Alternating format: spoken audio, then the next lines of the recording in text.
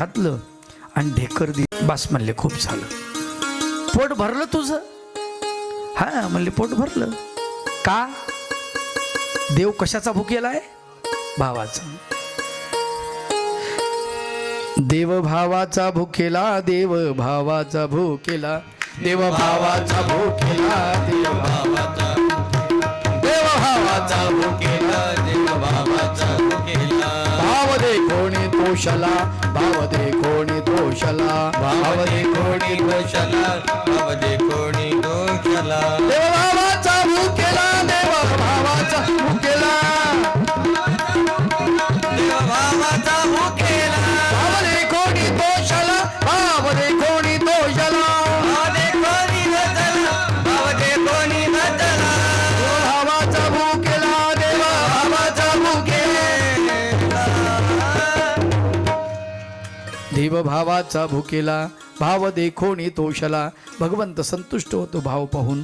बाकी त्याला पदार्थ लागत नाहीत, वस्तू लागत नाही, काही लागत नाही, काही लागत नाही. माय बाप हो, बोल म्हणले काय पाहिजे? काय बोलू देवा? ते ऋषी येऊन बसले, त्यांना जेव घालायचंय. हा ते एवढंच ना? ठीक आहे. भगवंत तिकडे गेले. कुठे? नदीच्या काठी. तिथे पटांगणामध्ये सुंदर मंडप अगदी तयार. अगदी पाची पांडव तिथं, भगवंत तिथं. मंडप, फुलहार, रांगोळ्या, गुड्या उभारल्या. ऋषी लोक, चला पटपट पट बसा पंक्तीला. सगळे ऋषी लोक बसले जेवायला. ऋषी लोकांचं पूजन सुरू केलं. दुर्वास ऋषीपासून सगळ्यांचं पूजन सुरू झालं. सगळ्यांपुढे पदार्थ, मोठे मोठे ताटं, त्यात अनेक पदार्थ, वेगवेगळे पदार्थ. आता भगवंतानं बनवलेले पदार्थ, त्याला चवही वेगळीच असेल ना. आणि ऋषी लोकांनी कमरीचे म्हणजे जे हे आहेत गाठी धोत्राच्या ढिल्या केल्या. त्यांना वाटलं आज मेजवानी होऊ द्या, सोडायचंच नाही. दाबून हल्ले. आग्रह करू करू खाऊ घातलं भगवंतानं. आग्रह करू करू परत सगळ्यांचं पूजन झालं. सगळ्यांना प्रार्थना केली, मुनिवर्यांनो भोजन करा, स्वीकार करा. हात जोडून युधिष्ठिर उभा राहिला. ऋषी पोट भरून जेवले. बरं आता जाग्यावर सरकणं सुद्धा जड झालं. तिथंच कलंडले. पात्र उचलून नेलं, तिथंच कलंडले. जसे ते गुंगीत आले, झोप आली त्यांना. आता अन्नाचं म्हणजे हे असते नशा, पडले तिथंच. देवानं सगळी ती माया काढून घेतली.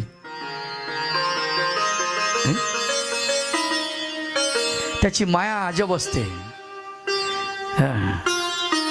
ती काढून घेतली आणि इकडं मंडप टाकला देवानं. कुठं? झोपडीच्या समोर. भीमा ऋषी आले नाही आणि त्यांना वेळ झाला. इतका वेळ आंघोळी करतेत म्हणले. कळकटले कुठले?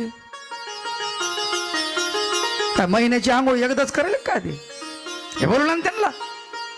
आता हे खांद्या याला तर टाइम, कामच सांगायचं काम, काम सांगायचाच अवकाश असले काम तर भीम म्हणजे पुढं पुढं होऊन खांद्यावर गदा घेतली. आत्ता आणतो म्हणला. त्याला काय गेलं ते. आता गेल्यानंतर सगळी झोपलेली डाराडूर घोरायले पंचम स्वरामध्ये. हे म्हणे उठा. ते डोळे सुद्धा उघडणत त्यांचे.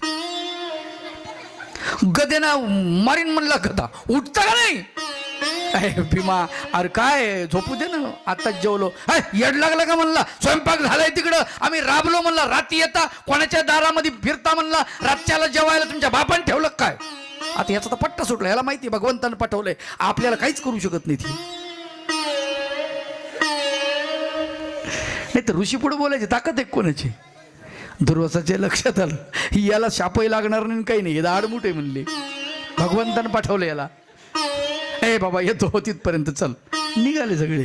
तिथं गेल्यानंतर भगवंताला या म्हटले, ऋषीवर्य बसा, आसन ग्रहण करा, भोजन स्वीकार करा. हे आण बरं द्रौपदी, चल गंधाक्षता. ए युधिष्ठिरा चला पटा लवकर. 4 वाजले तर म्हणले, वेळ झालाय. प्रभू राया साष्टांग लोटांगण घातलं. दुर्वास देवा भगवंता क्षमा कर, आम्ही तुझ्या भक्ताची खोड काढली. क्षमा करा मला. म्हणले का रे, संन्यासी झाले म्हणून कधीही तुम्ही भिक्षा मागता का रे? म्हणले रात्री. हा, ही कुठली पद्धत आहे? ग्रस्त माणसाला एवढा त्रास द्यायचा असतो? देवा माफ करा. त्यांच्या पाठीमागं कोणी नाही का? म्हटले आहे ना, मी आहे ना. भगवंत पांडवाच्या पाठीमागं असल्यामुळे अनेक संकटातून पांडव सुटतायत. लक्षात ठेवा, अनेक संकटात. ऋषी लोक गेले, भगवंतही गेले. 12 वर्ष संपले. 1 वर्ष अज्ञातवास. त्या अज्ञातवासामध्ये किचकाचा वध केलेला आहे. भीमानं, अर्जुनानं त्याला शाप दिलेला होता.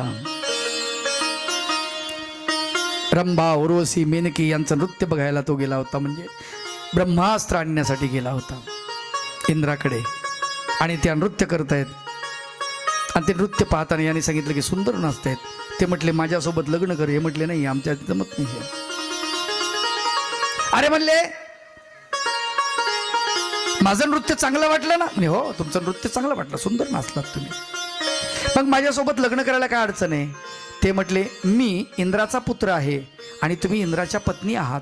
दासी म्हणजे पत्नी, सेविका म्हणजे नात्यानं तुम्ही माझ्या माता झालात.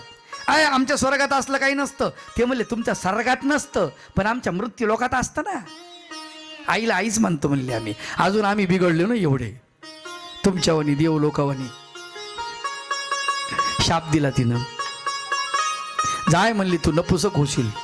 हे म्हणले घ्या. आता चांगुलपणाचा एवढा जर वाईट परिणाम होत असेल तर देवा अवघड काम आहे. भगवंताकडे आले. देव म्हणले अरे बरोबर होत. एक विदर्भात एक वाक्य आहे, फार सुंदर आहे.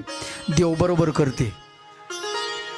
फार मस्त वाक्य आहे. बऱ्याच ॲटोवर लिहिलंय पाठीमागे, बऱ्याचशा गाडीवर लिहिलंय देव बरोबर करते असं वाक्य आहे. आणि खरंच देव बरोबरच करतो.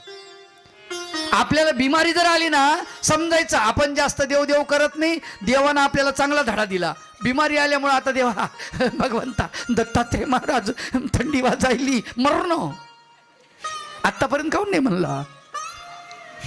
देव बरोबर करते.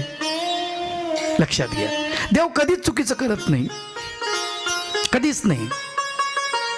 वाईट होत असेल आपल्या दोषामुळे होत असेल, देवामुळे होत नाही. आलं का लक्षात?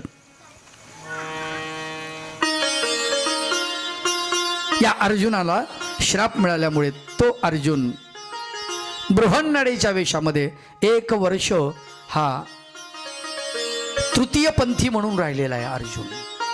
लक्षात घ्या. पण अर्जुनाने एक गंमत केली की स्वर्गामध्ये सगळ्या ज्या त्या अप्सरा होत्या, उर्वशी, रंभा, मेनका यांच्याकडून नृत्य शिकून घेतलं. आणि त्या अज्ञातवासामध्ये असलेल्या त्या राजाच्या पदरी त्यांनी तिथे नृत्य करायचा दासी बनलेली. सैरंद्री असं तिचं नाव. सैरंद्री द्रौपदीचं नाव. आणि बृहन्नडा याचं नाव काय? बृहन्नडा. द्रौपदीचं नाव सैरंद्री. भीमाचं नाव बल्लव. अज्ञातवासात बल्लव म्हणजे काय? पैलवान. ह्याच्याकडे काम कोणतं दिलं होतं? स्वयंपाक घरामध्ये स्वयंपाक करणे. याला वाटलं हे मस्त जमलं, किती करा आणि किती खा, टेन्शनच नाही. हे म्हणलं आपली तर मजा झाली, बाकीचं काही हो. नकुल सहदेव घोड्याचं काम करत आणि युधिष्ठिर हे त्या राजाचे दास बनलेले आहेत, सेवक. अशा प्रकारे 1 वर्ष अज्ञातवास त्या ठिकाणी पांडवांनी केलेला. अज्ञातवासाच्यातून हे कळलं आणि अज्ञातवासातून यांना बाहेर काढायचं असं कौरवांनी ठरवलं. यांचा अज्ञातवास जर भंग झाला पुन्हा 12 वर्षाचं यांना वनवास होईल. पण काळ संपलेला होता हे त्यांना कळलंच नाही. आणि अज्ञातवासाचं वर्ष संपल्यानंतर आक्रमण केलं. बघा कशी गंमत असते. आक्रमण केलं. कशावरती आक्रमण केलं? विराट राजाच्या राज्यावरती आक्रमण केलेलं आहे. हा विराटाचा राजा, याच्यावरती आक्रमण केलं. याच्याकडे गायी चांगल्या होत्या आणि म्हणले आपण गायी आणू, गायी घेऊन येऊ. 5 संगत जर चांगल्याची केली ना चांगलं घडतं, चांगलं नाव पडतं, माणसाचं नाव निघतं. वाईटाची संगत केली ना माणसाचं वाईट सुद्धा नाव निघतं.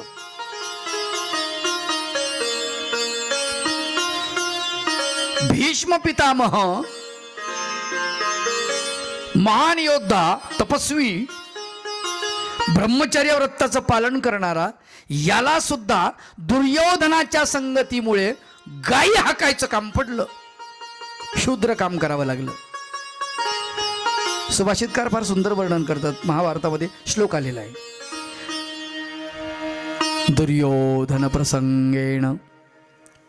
दुर्योधन प्रसंगेण भीष्मो गोहरणे गत. दुर्योधनाच्या संगतीमध्ये लागल्यामुळे, त्याचं ऐकल्यामुळे यांना गायी हाकाव्या लागल्या म्हणले. का? असंता संगदोषेण. असंताच्या सोबत जर आपण राहिलो तर त्याचा दोष आपल्याला लागतो. असंता संगदोषेण साधो याति विक्रयाम. असंता संगदोषेण साधो याति विक्रयाम. दुर्योधन प्रसंगेण भीष्मो गोहरणे गत. भीष्माला गायी राखाव्या लागल्या. पांडवांना उघड करण्याचा प्रयत्न केला, पण तिथे विराटाचा जो मुलगा होता, याचं नाव उत्तर, स्त्री वेशामध्ये असलेला अर्जुन हा बसलेला आहे. उत्तर घाबरून गेला. उत्तराला सांगितलं की तू फक्त रथ चालव. आणि त्यांनी रथ हाकलायला सुरुवात केली. आणि पाठीमागे अर्जुन बसलेला स्त्री वेशामध्ये, आणि तो लढाई करतोय सगळ्यांसोबत. एकट्या अर्जुनानं भीष्म, द्रोण, कृपाचार्य, कर्ण, अश्वत्थामा, दुर्योधन, दुशासन, शकुनी मामा सर्वांना परास्त केलेला आहे एकट्यानं. जसा त्यानं शंख वाजवला देवदत्त नावाचा, तसं सगळ्यांनी ओळखलं हा अर्जुन आहे. आणि ते निघून गेले. त्यांनी सांगितलं आम्ही यांना अज्ञातवासातून मोडलं, आणि हे म्हटले आमचा अज्ञातवास पूर्ण झाला. हेच सगळं चालू झालं. पांडव प्रगट झाले. विराटाच्या राजाची जी मुलगी होती उत्तरा, तिला अर्जुनाने नृत्य शिकवल्यामुळे राजा म्हणाला माझ्या मुलीसोबत तुम्ही लग्न करा. तो म्हटलं नाही, ही माझी शिष्य आहे, आता ही माझी मुलगी झाली, आता माझ्या मुलासोबत हिचं लग्न लावून द्या. आणि मग उत्तरा हिचं लग्न लावलं अर्जुनाच्या मुलासोबत, ज्याचं नाव अभिमन्यू. आणि हे सोयरे जोडल्या गेल्यामुळे आता विराटाच्या राज्यामध्येच ते राहिलेले आहेत. आणि तिथून राज्याची खलबत सुरू झाली. इकडे द्रुपद राजा आहे. द्रुपद राजाही त्यांना मिळालेला आहे. भगवंताला बोलवणं पाठवलेलं आहे. आणि भगवंताला सांगितलं की भगवंता तुम्ही आता मध्यस्थी करा. आमचा दूत म्हणून कोण जाईल, आमचं आम्हाला द्या. काय आमचंच राज्य, हस्तिनापूरचं नका देऊ, पण आमचं जे इंद्रप्रस्थच आहे ते तर आम्हाला द्या, आमचं जिंकलेलं. ते म्हटले नाही, तुम्ही अज्ञातवास पूर्ण केला नाही, त्याच्यात तुम्ही उघडे पडलात. असं त्यांचं चालू झालं. भगवंत शिष्टाईला गेलेले आहेत. काय गंमत आहे बघा. भगवंताचा अपमान होणार हे भगवंताला माहीत असताना सुद्धा भगवंत भक्ताच्या रक्षणासाठी शिष्टाईला गेलेले आहेत. भक्ताच्या रक्षणासाठी भगवंत गेले दरबारामध्ये. सोबत उद्धव आहे. दिनकर रामधारी नावाचे एक कवी आहेत, 100 वर्षापूर्वी होऊन गेलेले. फार सुंदर कवी होते. भारतातला असा कवी होणे नाही. त्यांनी हिंदीमध्ये, हिंदी साहित्यामध्ये फार सुंदर कविता लिहिल्या. पांडव जसे तिकून येतात आणि भगवंत शिष्टाईला जातात, याचं वर्णन त्या दिनकर रामधारी सिंग यांनी केलेलं आहे. फार सुंदर आहे. वर्षों तक वन में घूम घूम बाधा विघ्नों को चूम चूम धूप घाम पानी पत्थर पांडव आए कुछ और निखर. सौभाग्य न सब दिन सोता है, देखे आगे क्या होता है. मैत्री की राह बताने को, सबको स्वर्ग पर लाने को, दुर्योधन को समझाने को, भीषण विध्वंस बचाने को भगवान हस्तिनापुर आए, पांडव का संदेशा लाए। दो न्याय अगर तो आधा दो, जर न्याय द्यायचा असेल तर अर्ध तरी द्या, अर्ध राज्य तरी द्या। दो न्याय अगर तो आधा दो, पर इसमें भी यदि बाधा हो तो दे दो केवल 5 ग्राम। रखो अपनी धरती तमाम, हम वही खुशी से खाएंगे, परिजन पर असीना उठाएंगे। दुर्योधन वह भी दे न सका, दुर्योधन वह भी दे न सका, आशीष समाज के ले न सका। उल्टा हरि को बांधने चला, जो था असाध्य साधने चला। जब नाश मनुष्य पर छाता है, पहले विवेक मर जाता है। हरि ने भीषण हुंकार किया, अपना स्वरूप विस्तार किया। डगमग डगमग दिग्गज डोले, भगवान कुपित होकर बोले, जंजीर बनाकर सांध मुझे, हा हा दुर्योधन बांध मुझे। यह देख गगन मुझ में लय है, यह देख पवन मुझ में लय है। मुझ में विलीन संसार सकल, मुझ में लय झंकार सकल। अमरत्व फूलता है मुझ में, संहार झूलता है मुझ में। उदयाचल मेरा दीप्ति भाल, भूमंडल वक्षस्थल विशाल। भुज परिधिबंध को घेरे है, मेनाक में रूपक मेरे है। दृग हो तो दृश्य अकांड देख, मुझ में सारा ब्रह्मांड देख। हाय वर्णन आलेलं आहे, विराट रूपाचं दर्शन त्या ठिकाणी त्या कवीनी करून दाखवलेलं आहे। अरे दुर्योधना, तुला कळत नाही। शेवटी दुर्योधन म्हणतो की यांनी सगळं बिघडवलं। दरबारामध्ये आल्यानंतर भगवंताचं स्वागत केलेलं आहे धृतराष्ट्राने। सगळे समजून सांगतात की ते म्हणतात ते मध्यस्थीला कोण आलं इथं बघ। अरे देव आलेला आहे मध्यस्थी। अरे देवाचं तर ऐका रे, कोणाचं ऐकत नाही देव। पण तुम्हाला सांगतो, माणसाची बुद्धी जेव्हा लयाला जाते, विलयाला जाते, तेव्हा कोणाचंच माणूस ऐकत नाही। भगवंताचं ऐकलं नाही, शिष्टाई फसली। उलटा दुर्योधन म्हणतो की याला बांधायला पाहिजे। दुर्योधन हरि को बांधणी चला। अवघड आहे। बांधताय म्हणले मला, बांध बांध बांध हा हा दुर्योधन बांध मुझे। भगवंताला बांधायला गेले, भगवंत कवाच निष्ठून गेले माहीतच नाही। आणि चाललं जोरामध्ये त्यांचं बांधणं। बरं, भगवंताला वाट लावायला बाहेर द्रोणाचार्य गेले, कृपाचार्य गेले, सगळे बाहेर गेलेले आहेत। आणि तिकून भीष्माचार्य वगैरे वापस आले। आल्यानंतर म्हणतात, अरे काय चाललं पोरो? म्हणले कृष्णाला बांधतो। अरे येड्या, आम्ही सोडून आलो बाहेर त्यांना। इथं कोण आहे पाहतात तर दुशासनाला धरले बांधलंय त्याच्या मुसक्या। कव्हानी सुटलं म्हणे। गडबडीत परत दुर्योधन बाहेर गेला। भगवंत पाठमोरे आहेत त्यांना, कृष्णा कृष्णा थांब। गंमत आहे मोठी। आपल्यासारखा असतात, याला बांधायचा आपण कट रचला आणि हा चालला आणि आता त्याला म्हणतो माझ्या घरी नाही येत का तू? लाज शरम थोडी तरी वाटायला पाहिजे। याला बांधायला निघालो आपण आणि त्याला घरी पाठवेल, घरी चल म्हणतो। अरे म्हणे भानुमतीने खूप स्वयंपाक करून ठेवला आणि चल। भानुमती खूप चांगली होती, भगवंताची भक्त होती। भगवंत गेले। घरी गेल्यानंतर दुर्योधनानं उंच आसन रचलं आणि त्या आसनाचं फळ्या कच्च्या ठेवल्या, कच्च्या, आणि त्याच्या खाली शस्त्र उभे करून ठेवले। भगवंत त्याच्यावर बसले की त्या फळ्या मोडल्या पाहिजे आणि भगवंत खाली पडले पाहिजे, आणि खाली पडल्यानंतर खालचे शस्त्र भगवंताच्या अंगामध्ये घुसले पाहिजे। किती करामती आहे, किती पाताळ यंत्री आहे। भगवंतानं आपल्या श्रीचरणाच्या अंगठ्यानं त्याला दाबलं, आसन उचकटलं आणि खाली जे शस्त्र आहेत ते शस्त्र भानुमतीला दाखवले, त्याच्या बायकोला। भानुमती देवाची भक्त होती, रडायला लागली। इतका राग आला दुर्योधनाचा, इतका राग आला। ती म्हणे अरे मी हिंदुस्थानी नारी आहे, मला जर धर्माने परवानगी गेली ना तर मी पहिले तुझं मुंडकं उडवून टाकीन म्हणे, पहिलं। पण काय करू, माझा स्त्री धर्म याला परवानगी देत नाही। कुठल्या जन्माचं पाप केलं आणि तू माझ्या नशिबी आलास। फार सुंदर वर्णन आलेले आहे तिथे भागवतामध्ये। खूप खूप रडली, खूप रडली, कन्हैया कसा जेवणार तू माझ्या घरी? आणि भगवंत म्हणाले, भानुमती बघ ना, मी काय करू सांग ना तू. अगं मी माझ्याकडून सगळंच मोकळं करतोय रे, मी सगळ्यांना क्षमा करतोय, पण लोक माझ्याशी असे वागतात, त्याला मी काय करू सांग ना.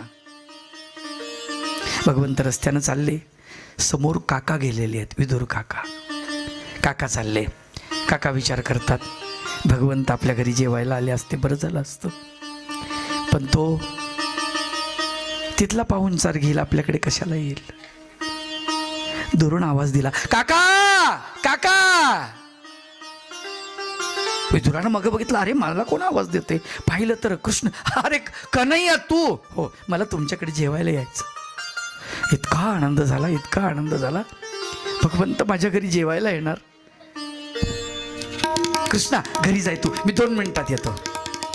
अरे का तुला घर माहित नाही का, काकी आहे ना घरी, जाईन तू. मी आलोच. का? कारण काहीतरी खायला घेऊन जायचंय. पैसे नाही खात ना तो, असं आहे ना ते. भगवंत घरी गेले. विदुर गेला बाहेर भगवंतासाठी काहीतरी आणावं म्हणून. उद्धव देव आणि भगवंत. उद्धव देवाला भगवंत म्हणतात, विदुरजी चला आपण जाऊ. उद्धवजी चल विदुरा घर जावे. उद्धवजी चल विदुरा घर जावे. उद्धवजी चल विदुरा घर जावे. उद्धवजी चल विदुरा घर जावे.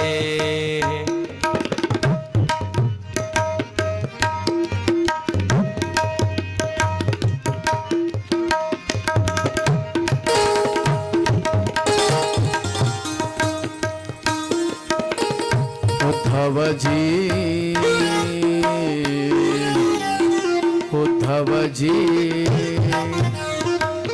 चल विदुरा घर जावे. उद्धवजी चल विदुरा घर जावे.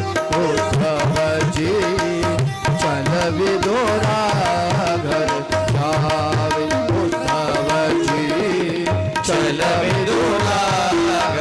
जावे. उद्धवजी चल विदुरा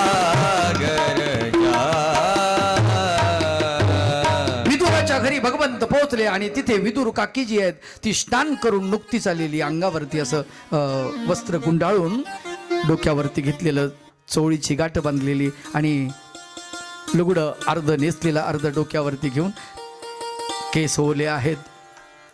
भगवंताला बघितलं, इतका आनंद झाला. काय करावं भगवंतासाठी. तुटकी अशी बाज, त्याच्यावरती फाटकी अशी वाकळ टाकली, भगवंताला बसवलं. कन्हैया भगवंताच्या समोर बसलेली आहे. भगवंताचे पाय दाबते आहे विदुर काकी. कन्हैया बारीक झालास रे, किती जणांची काळजी करशील? पांडवाची काळजी, सगळ्यांची काळजी करतो, भक्तांची काळजी करतो. द्वारकेला गेलता की नाही कधी इतक्यात? काकी गेलतो ना. कशी आहे रुक्मिणी? सत्यभामा भांडते की नाही आता? भगवंत म्हणतात, स्वभाव बदलत असतो का काकी? पण चाललाय बरा प्रपंच. खराब झाला असतो. इथे आलतास म्हणे सुलानामा करायला, नाही तह म्हणतात ज्याला. शिष्टाई फसली रे. ऐकत नाही ते लोक, यांचे टाळके खराब झाले देवा असं बोलते. कोणीतरी केळाची फणी आणून दिलेली होती आणि काकी ते केळं सोलते, चौकशी करते आणि एक एक केळं भगवंताला द्यायचं, तर साली भगवंताला देते आणि केळं आपण खाते.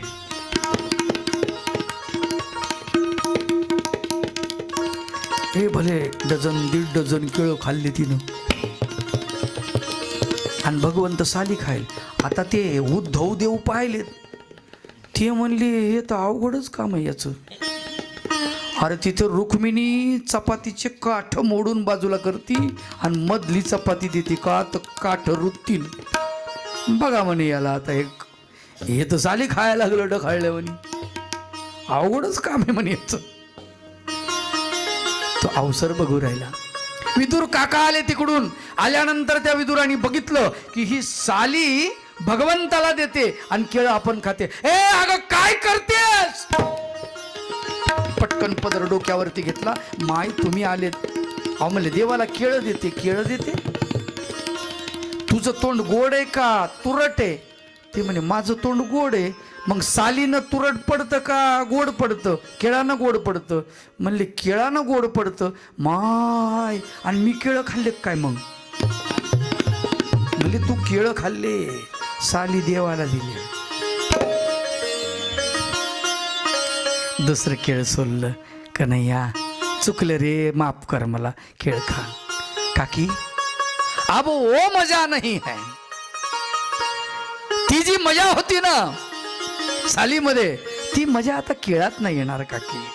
कारण तिथे तू भाव विभोर झाली होतीस. त्याच्यामध्ये सालीमध्ये भाव होता. आता केळात इतका भाव राहिला नाही. लक्षात घ्या. विदुर काकानं कण्या आणल्या कोणाकडून तरी. त्या कण्या शिजवल्या. कण्यामध्ये पाणी जास्त टाकलं काकीनं. पाणी काऊन तर काकाला जर जेवायला बसा म्हणले देव तर तिघांना पुरलं पाहिजे ना. म्हणून त्या कण्यामध्ये जास्त पाणी टाकलं. पात्र वाढलेत. पात्र वाढल्या त्याच्यामध्ये कण्या टाकायला. आता कण्या पातळ झाल्यामुळं कण्या पळायल्यात. कण्या जाग्यावर कशा राहतील? मग भगवंताने इकडून उचलल्या अलीकडून इकडे पळायला. तर तिकडून पुढून उचललं, इकडून निष्ठायलं, इकडून उचललं, इकडून निष्ठायलं, तिकडून उचललं. हे पाहिलंय उद्धव देव देवा. अरे रणांगणावरती शत्रू तुझ्याकडे पाहताना पंचजन्य शंखाचा आवाज आल्या धुळधान होते.